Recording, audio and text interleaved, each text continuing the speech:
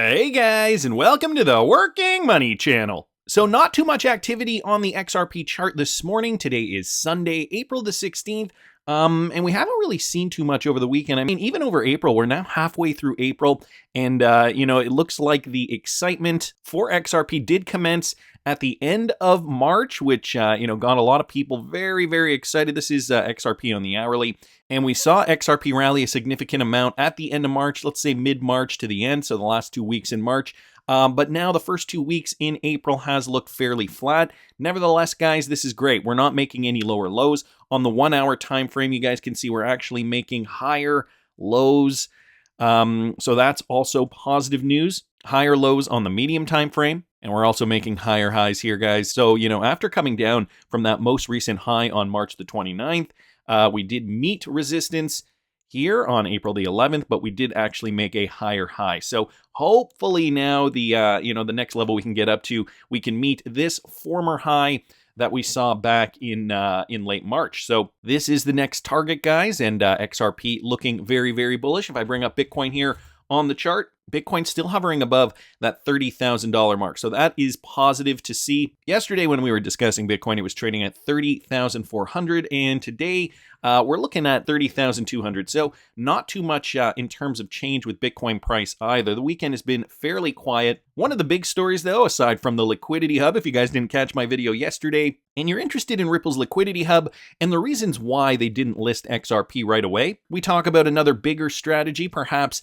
listing XRP at the same time globally. You should check out my video from yesterday. I will link it up here in the top right hand corner. But today I kind of wanted to mention this with regards to the IMF and their Unicoin. Now, I also did a video on this last week. The Universal Monetary Unit that is allegedly coming out. The IMF did unveil this last week, so it is allegedly coming out. And some people in the XRP community are worried that it is going to be a threat to XRP, but the thing is we don't actually know a lot about it. So, I did some research here on Twitter and, some people have come up with some interesting ideas with regards to this Universal Monetary Unit, and a huge shocker too with regards to this. So first I wanted to mention this tweet from Jim Rickards. Guys, take a look at when this was dated, 2017. IMF aims for digital crypto SDR as world money. Jim Rickards was saying this almost 6 years ago. This tweeted out for me in bins. Remember all this? I mean, I had a feeling it was coming down the pipe. Mason here posting this with regards to the IMF, revealing this global currency. So fast forward to 2023, and this is where we're finding ourselves. Its aim is to transform the world economy. It has been designed to work in conjunction with all existing national currencies. XRP community, how are we feeling? Is this a new global bridge competitor? So, this has been now the narrative. Some people in the XRP community have been questioning now the existence of this Unicoin thing. So I thought I'd take a deeper look at this. So Zero Hedge was the initial outlet that published this. The Universal Monetary Unit, also known as Unicoin, is the international central bank digital currency that has been designed to work in conjunction with all existing national currencies. This should set off alarm bells, yada yada. The adoption of a new global currency could be a major step forward for the powers that be to control us. The IMF did not create this new currency. It was unveiled at a major IMF gathering earlier this week. So guys, what is this Unicoin thing? What is this Universal Monetary Unit, the UMU? And who is the Digital Currency Monetary Authority? So they're mentioned also in this article. The press release says that the organization consists of sovereign states, central banks, commercial and retail banks, and other financial institutions. The DCMA is what their abbreviation is a world leader in advocacy and digital currency and monetary policy, innovation for governments and central banks. Memberships of the DCMA consist of sovereign states. Okay, it just mentions it again. Basically, it sounds like a secretive cabal of international banks and national governments conspiring to push this new currency down our throats. I love how Zero Hedge writes so passionately about these topics. Anyway, okay, Universal Monetary Unit, a new central bank digital currency. They're claiming that it is going to be rolled out by the IMF. I happen to see this, though, guys, from Crippen Writer here on Twitter. Okay, deep diving into this, the DCMA and Unicoin, the UMU and the future of crypto and CBDCs. Let's take a look through their website and conduct some research before leaping to conclusions. So a huge bombshell here dropped by Crippen Writer here on Twitter, uncovering some aspects of this new alleged Universal Monetary Unit put out by the IMF and the Digital Currency Monetary Authority, which we still have some questions about. Did the IMF make any comments regarding the DCMA? Will it be the end of XRP? Let's find out. So, just taking a look at this, the Digital Currency Monetary Authority is making moves and expanding its reach through Twitter with its Unicoin Network and UMU, the native Unicoin. Who are they and what do they offer? So, first of all, Unicoin Network I should bring up. Take a look at this, guys. The Unicoin has an image of a unicorn on it. We're going to get to that in a sec. So let's just take a look at this, guys. Founder working on Unicoin since 2013, yet the LinkedIn says 2018. They have just 2 employees. They refer to themselves as a business, yet there is no registered corporate structure. Yes, the Unicoin leadership team has been collaborating in building blockchain DLT and digital currency solutions with governments and central banks since 2013. Now, this is their own website. And this guy here, Daryl Hubbard, he looks like he's the guy in charge here. Let's monetize innovation. Unicoin social media member team is listed here. And then some more supporting data just with regards to that. Founding board member of Digital Currency Monetary Authority. That is the agency in question here. Crippen Writer here continuing. There is no visible white paper. There's no contact page, no terms of use, no privacy policy, no legal risks, no open roles, no developer resources, and no licenses. So he's done a deep dive into this, just kind of demonstrating how opaque this organization really is. Maybe because they do not want us to know certain things, but also maybe because they barely exist. Now, if this was a legitimate organization, working with the IMF, you would assume there'd be a lot of information on them, especially if they're planning on releasing something as pivotal as a new cryptocurrency like Unicoin. If they're planning on doing this, you would think there would be more information because there would be a lot of people that have a lot of questions. They claim to have collaborated with the UN and the WEF on Project Yetta, but no mention of DCMA, Unicoin, or UMU is made. The basic explanation is that the DLT was was formerly known as Yetta blockchain, is now extinct. So apparently there was another project here called Yetta, a next generation blockchain and cryptocurrency for the smart economy. Again, Daryl Hubbard's name pops up here. But then that has gone bust, I guess. 3 types of center nodes, micronodes, mesonodes, and meganodes, proof of trust, consensus model. So there is some information here with regards to this other project that they were allegedly working on. Again, guys, I will link this in the description of the video if you want to read further. Do you believe that that's all there is to it? The very best is yet to come. Okay, this website contains information regarding open standards that they believe are vital.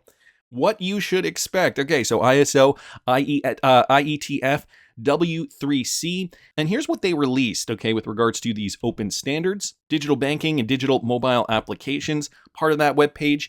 And here, Daryl Hubbard, founding member and executive director. You might ask about the founder's background. Fortunately, he registered on this website here, gbaglobal.org, and copy and pasted his whole bio into the summary of experience section. So guys, here we have it. Daryl Hubbard has an exceptional record of achievement in computer science and information technology. He received his master's in computers at age 19 from North Carolina, and then unfortunately it does get cut off there. It does mention here that he is the founding member and executive director of this organization, the Digital Currency Monetary Authority, in which we are still looking for more information on Daryl Hubbard, founding member and executive director. As we go into his background, we will quickly find that there is a third name that is used, this time in conjunction with the Unicoin Network, the so-called UB stablecoin. Interesting. In essence, we are also disrupting the cross-border payments industry by transforming fee-based remittances into ROI-based transactions. By leveraging borrowed funds and our global network of local country payment rails, we can provide other fintech companies a cheaper alternative than the correspondent banking SWIFT service for transacting cross-border payments. So some very, very interesting connections here with regards to Daryl Hubbard and his connection with this organization. We've also got this, okay, 3 red flags. Administration is for the financial service providers to onboard branches, bankers, and agents. No registration. Passwords can only be typed in clear text since the I does not work. Forgot password, that, if you click on forgot password, this leads to register, which blocks access. So a very, very shady setup for a website. And I got to give credit to Crippen Writer. He has gone deep into this. So this is from the admin page for unicoinnetwork.com. And he's saying, even if you click on forget password, it takes you to a complete other page where you have to register, which then in fact blocks your access.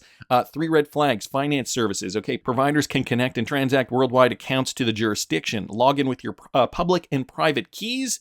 Save the private keys on your browser. Now, that to me is a huge, huge, huge red flag. Why would you ever put in your private keys, your private wallet keys into any browser for any reason? Never, ever, ever use your private keys in your web private browser page, guys. This is a warning from Crippen Writer and myself included, guys. Never, never, never give away your private keys if you still don't know that rule. He goes on to say communications. So here it says handling customer transaction issues via email, audio, and video conference. By clicking on the question mark, users will be sent to smartertools.com. DCMA anticipates that central banks will use this chat server for customer service. And then the interconnection.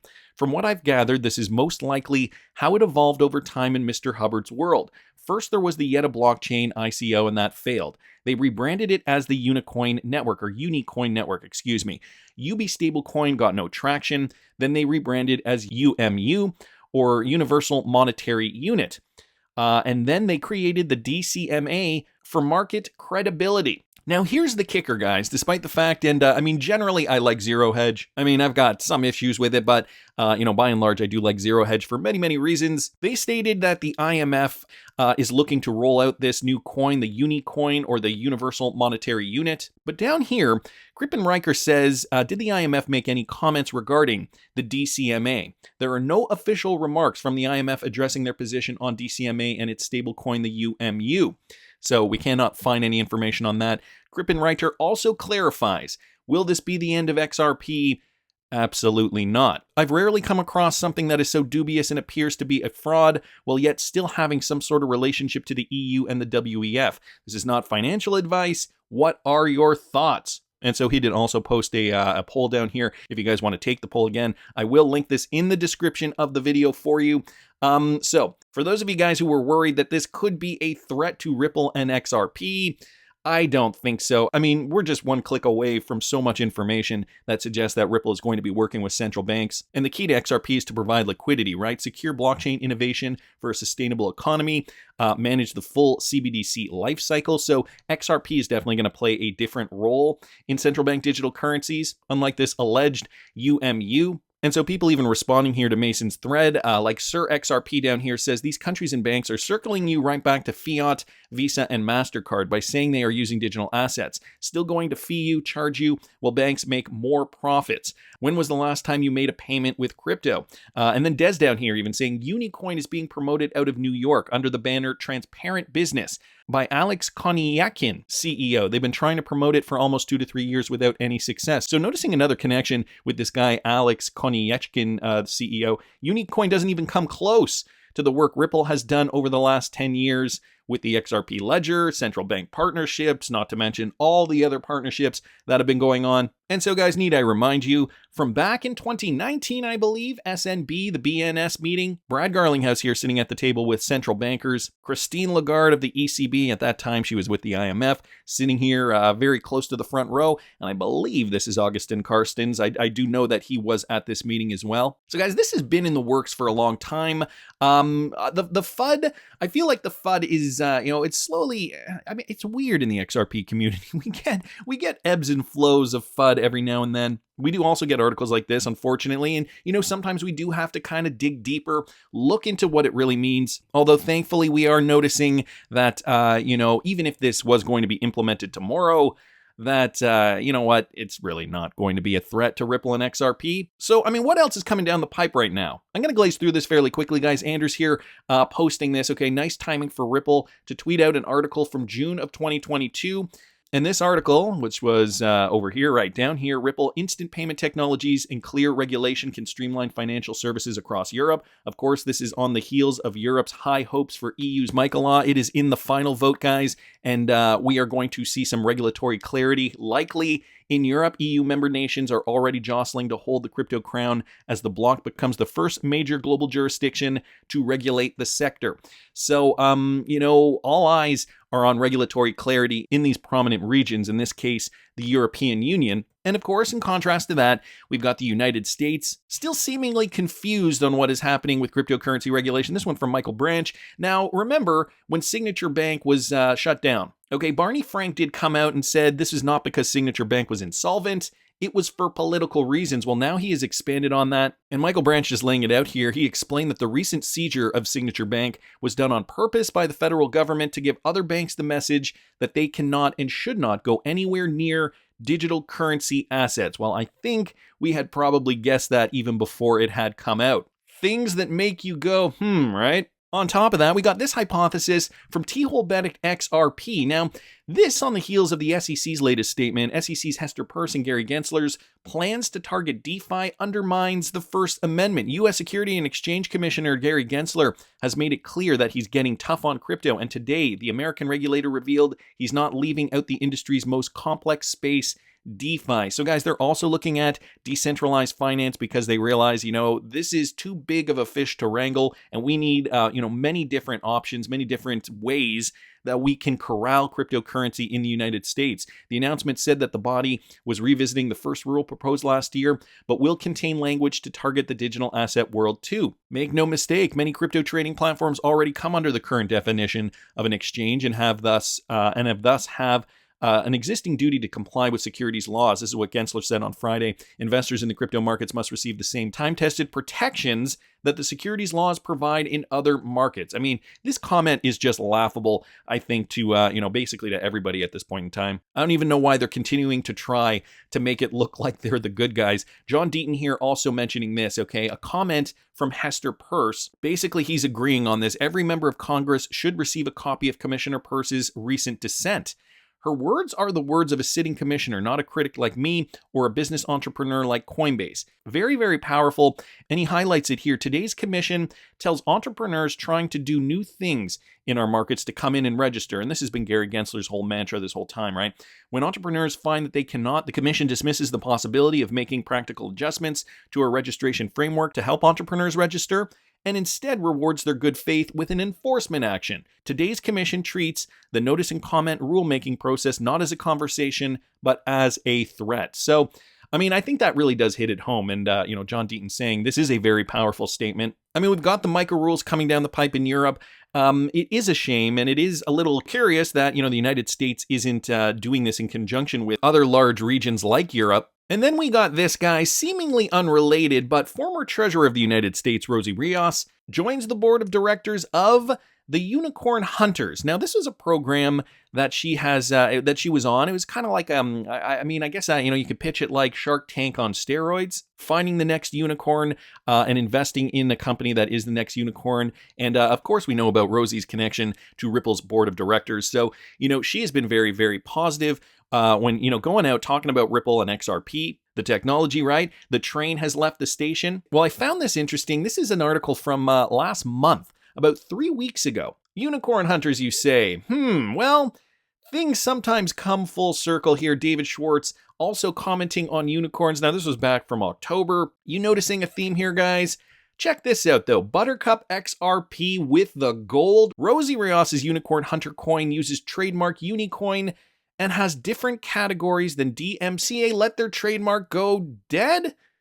Okay, if this is a coincidence, this is a huge coincidence. Unicoin here had this trademark utility coin created with blockchain technology for use on a dedicated platform to purchase advertising inventory across multiple media outlets. Guys, this is the thing we were just talking about over here.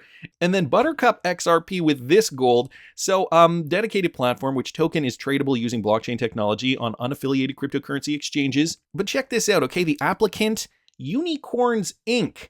And when I took a look at this, company alias is Unicorns Inc. or Unicorns, Inc., a Nevada corporation, so registered in the state of Nevada. But notice down here, Unicoin, with their unicorn on the coin, is now the trademark application holder of the patent. And look who it was, guys, back in 2021, Unicorn Hunters. I am not making this up, folks. A huge coincidence. Maybe just that, maybe something more. I mean, it kind of reminds me of this, and I got to thank XRP Stillwater here for bringing this to my attention yet again. The Bearable Guy riddle from Christmas 2021. Oh yeah, there was a unicorn on that carousel. The purple horn representing none other than Ripple's XRP. So what do you guys think of this trademark patent? Unicorn Hunters letting it lapse, making way for Unicoin, the new universal monetary unit, to take over that trademark. Is it just a coincidence? I don't know. Rosie, can you let us in on some insider information. That's just my opinion, but I want to hear what you guys think. Please subscribe to the channel if you haven't already. Like the video if you like the content I'm providing. I always love hearing your comments. See you in the next one, guys.